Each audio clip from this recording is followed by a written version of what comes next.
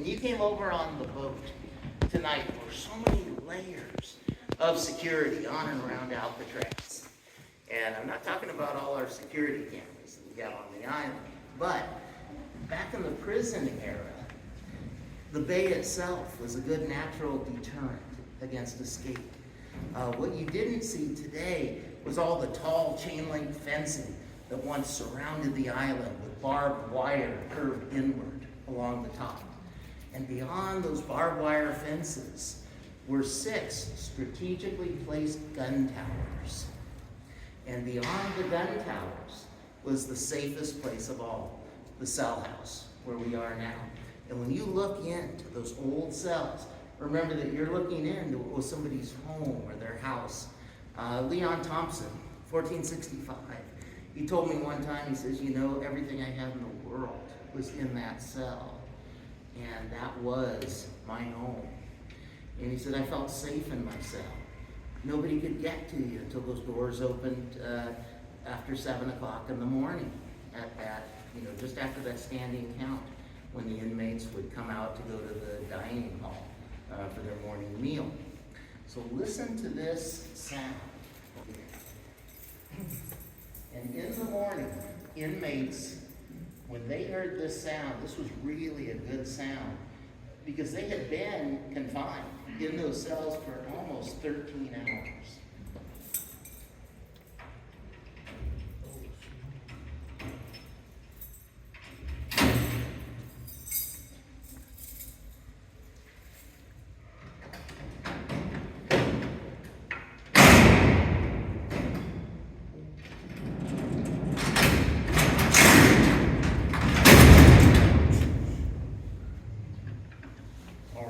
Now that the doors are open, you can see yet another security feature. Look at the red in the door jamb. That tells the officer back at the gearbox here, and the armed officer with the rifle in the gun gallery that was covering or protecting the unarmed officers that worked the upper tiers or the flats down there. They could all see at a glance what cell doors were open. All they had to do was look for the red.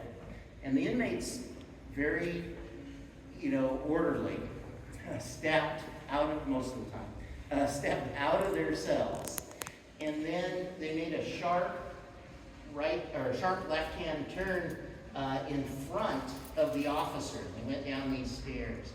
And notice, it's in front, never to the side or behind, always in front. And that was part of security here as well. And officers never left cells open when they were not occupied by inmates. So the cells were always closed, whether they had inmates in them or whether the inmates were out. Never wanted to take that chance of having a prisoner enter somebody else's cell.